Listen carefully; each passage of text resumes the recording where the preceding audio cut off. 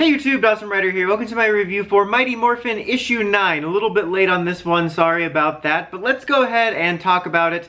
So this wasn't a huge groundbreaking issue, but I thought it was a solid one. It wasn't like a filler issue. I was trying to describe this type of issue before, and I think someone told me the term stepping stone issue, and that's what this kind of is, because they don't really have filler issues. They have issues that kind of have some stuff of substance that moves things along towards the next main story beat, but it's not like a Power Rangers or Sentai filler where you feel like, oh, that was valueless. So this was, I think, a solid issue, even if nothing necessarily huge didn't happen. So, as always, we start off with a bit of a flashback about the Zeo Crystal, and we have, was it Zorfram? I can't remember, I always get Zorfram and Zardoris mixed up, but one of them is trying to get the Zeo Crystal secured by one of the Bandorans, which is, you know, Bandora's palace, Rita's palace, which we got from before, and he's trying to get him to secure it, and they're kind of hinting towards some stuff with the Zeo Crystal. I still have some thoughts and theories on that. I might do a separate video on that, but that's how we open up the issue. And then we start tackling some sort of Matt stuff, because they're at school, and they're talking about how they were under the dome, and Matt's like, I have to leave early today, and Miss Applebee's like, oh, go ahead, leave early as you want. You don't even have to turn in your assignments, but when you do, you get an A++. Here's a candy, because you're a ranger. And then Adam and Rocky are feeling kind of jealous, and Adam's like, well, this isn't fair. Can't we all get extensions? And she's like, look, if you want to tell me you're a ranger and prove it in front of the class, he's like, well, how much credit would I get? So I thought that was pretty funny. Again, I've said this a million times, but I really feel like Rocky, Adam, and Aisha have gotten shortchanged.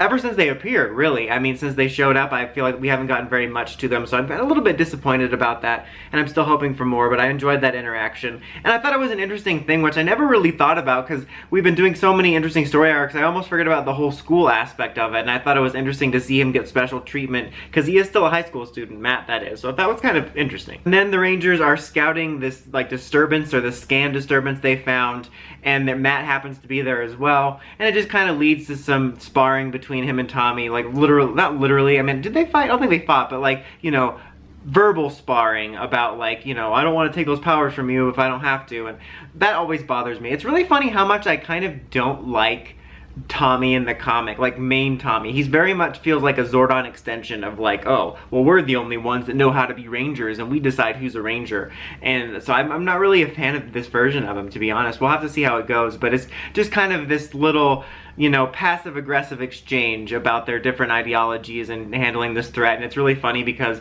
they're just putties, and then the Rangers wind up using, like the Core 5 Rangers wind up using the power cannon on just the putty, which I thought was funny. So it was just kind of a funny scene, and also I think just built towards some of the character moments in this storyline, which was nice. But then 5 out of the 6 Rangers get called away except for Billy, and Green stays behind because he's like, oh, so this Zorfram or Zorgon guy or whatever, he mispronounced his name, which I thought was funny, he has a little bit of a personality to it, is mad at you or whatever. He's like, or mad at me. He said, no, he's actually mad at me for keeping the secret. And Billy was left out because the other Rangers were discussing Billy's betrayal. And Zordon's like, you know, we discovered that Billy was behind the Green Ranger powers, or at least helping with them, and you know, the threat's so grave right now, he's gonna remain on board as the Blue Ranger until we can find a replacement, but we can't afford to find one at the moment, but his command center privileges are restricted. I don't know, I feel like I'm a little bit biased, again, because I feel like they've really amped up Zordon's My Way or the Highway in this one, so I can see, same thing with Draken, I can see his point, but I think he's a bit of an extreme reactor. Now, if Billy was stealing the powers to create a Green Ranger serial killer, sure, but he was creating a Green Ranger to help. Wanting to replace him so immediately seems a little bit too extreme. Like, again, I think that the Rangers discussed it, and some of them were kind of going in different directions. I don't remember who it was. I think it was Tommy that said, like, can't we just give him a warning? I'm like, that's what this warrants. Again, if there was something really sketchy and bad that came out of the Green Ranger powers, then yeah, maybe, but I feel like some more sort of a warning would be more warranted than immediately wanting to replace him.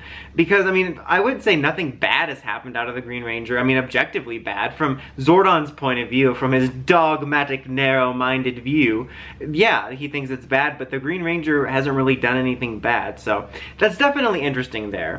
But then the other guy shows up, I think it's Zardis? Is it Zardis or Zorfram? God, I get them all mixed up. Anyway, Xylophone shows up, the guy that showed up a few weeks ago to introduce himself back to Zordon and said he was alive, and he wants to bring the Rangers back into the fold. And if you didn't read Power Rangers Unlimited, it turns out that he's working with the Imperials, or is the Imperials' boss in some way, shape, or form. And then that leads to another scene. Is there's a couple scenes with Eltarian girl Candace in the cell, and it's kind of a funny scene with her and Squat, but then Zedd comes around at the end, and he shows off that he knows how to do some Eltarian things with a, like a sword summoning or whatever, and that is kind of another hint that he might have been one of Zordon's friends or an Eltarian. And he basically talks about, like, well, I'm evil, but at least I'm honest about it. The Eltarians impose their will on people, and I thought it was an interesting conversation and an interesting parallel to what's going on with the other guy showing up and talking to Zordon, and sort of Zordon's general philosophy of, like, my way or the highway. And especially if Zedd is one of Zordon's friends that turned evil, and then this other guy turned evil, and then the Imperials are there. I was originally thinking when the Imperials were working for that guy that he's corrupt, but what if this whole time the Imperials were secretly, like, at the disposal of the Eltarians, and when they found a planet they didn't deem worthy, they would restart it? I think that would be brilliant, because one thing I brought up during that twist was that, you know, it was unexpected, but it felt a little bit repetitive to have both of Zordon's friends having turned evil. But if all of Eltar was kind of corrupt from a certain point of view, I think that would be kind of interesting. So we'll have to see, and it looks like we might be getting a Zedd origin issue next week, which will be interesting. But overall, I thought this was a solid issue. I would give it maybe a 3 or 4. I'm honestly not sure. I'm not even going to put the scorecard up because I'm not sure, because I hate to do the 0.5s, but it wasn't anything revolutionary, but I thought it had some good stuff to chew on, and it furthered things nicely in a way that's going to enhance the story down the road. But what do you guys think of this issue? What do you think of the potential corrupt Eltarians? Let me know in the comments as always. Until next time, like, comment, subscribe, and climb the steps and ring that bell so you know when I my videos. Dawson Ryder, signing out.